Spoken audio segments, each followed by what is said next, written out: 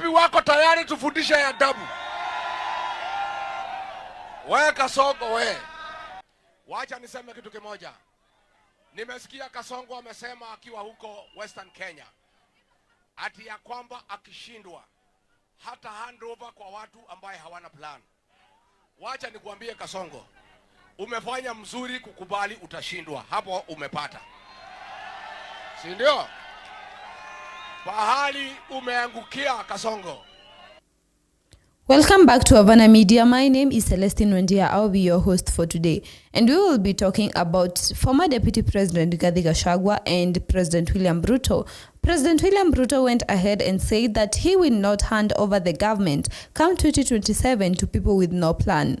And in this, he was referring to former Deputy President Rigathi Gachagua, saying whether he says Ruto must go a couple of 100 times, that does not mean anything. What do you think about his statements?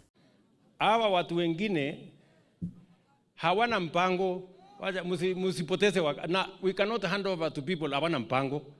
Ati mpango yao Ruto must go. Sasa Ruto must go itakusaidia nani? Because this clearly shows that someone got a taste of power, and come 2027 it seems they are not willing to let it go. But he forgets that he is not the determining factor. The people will vote for who they want in office, and whether or not he approves of it, the chosen person who will gather more votes from the public will assume office. Now, former Deputy President Rigathi Gachagua was not happy with this statement. He came forward and said whether President William Ruto gives up power come 2027, if the votes are not on his side, there is no way he is going to remain in office. The chosen president will assume office because the constitution has stated clearly how that is going to go. Ngapi wako tayari tufundishe adabu? We Kasongo we. Wacha niseme kitu kimoja. Nimesikia Kasongo amesema akiwa huko Western Kenya ati ya kwamba akishindwa hata handover kwa watu ambaye hawana plan. Wacha nikuambie Kasongo, umefanya mzuri kukubali utashindwa. Hapo umepata. Si ndio? Pahali umeangukia Kasongo, there is no provision of handing over in the Kenya Constitution. What there is assumption of office. Hatuhitaji wewe kwa rais mpya ambaye atachaguliwa na Wakenya kuchukua ofisi. Kasongo aende asiende? Aende asiende? And how do you feel about President Ruto's statements? Because a lot of Kenyans have come forward and said that he can see the threat come 2027. He can see how a lot of people are dedicated to kicking him out of office. Because Kenyans have been dissatisfied with the government for a long time. We have extrajudicial killing. We have high cost of living. We have the budget where they are allocating the DCI to spy on people online. So we can say a lot of things have angered the people. This is not just service level anger, but President William Ruto is saying that Rigathi Gachagua has no plan on how to provide jobs for the youth, development for the country, but people are asking, what can we see so far? What has he done for those groups he is claiming Rigathi Gachagua has no plan to execute for them? And we can all remember there have been a scandal about a scam going on where Gloria Oroba said that Alfred Mutua and the government are in cahoots in scamming people money, telling them that they are going for jobs abroad. And now the government has been promising abroad jobs for a long time now.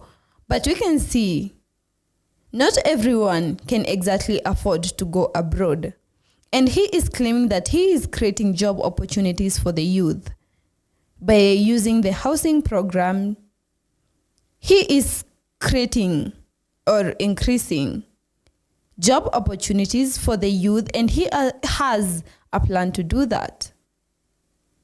And Kenyans are skeptical because there is no way he can just come forward and say he has done a lot for people, yet people are not accounting for it, yet it is not visible in their eyes.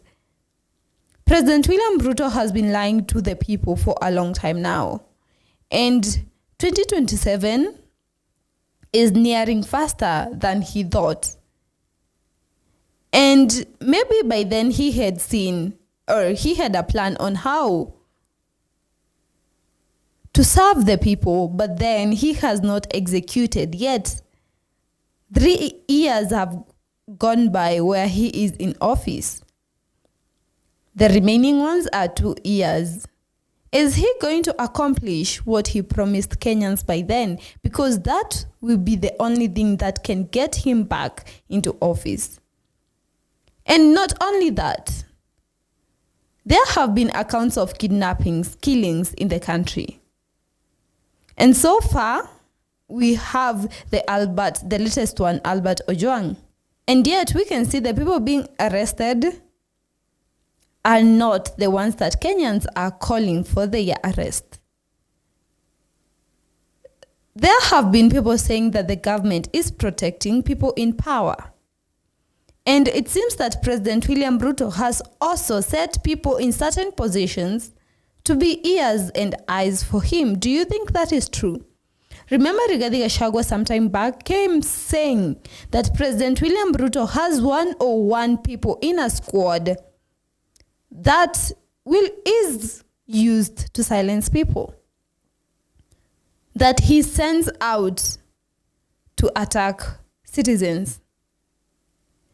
And Rigathi Gachagua has been saying quite a lot of things, because he also said today that President William Ruto has been trying to reach him via the phone. Now, my question is what would the president like to tell his former deputy president? Because Rigathi Gachagua was impeached from office. And President William Ruto said he is choosing a new deputy president to make sure that Kenyans are served correctly, that work is executed. But then why again would you call someone that you threw out of office? Because right now, Kenyans are supposed to be seeing a lot of changes, a lot of implementation on what he campaigned that he is going to do. What he said that when he changes his deputy president, he is going to accomplish. And so far, what do we have to testify or to show for that? Tell me what you think about this whole scenario in the comments below. Thank you for watching Havana Media. I have been your host, Celestine Wandia.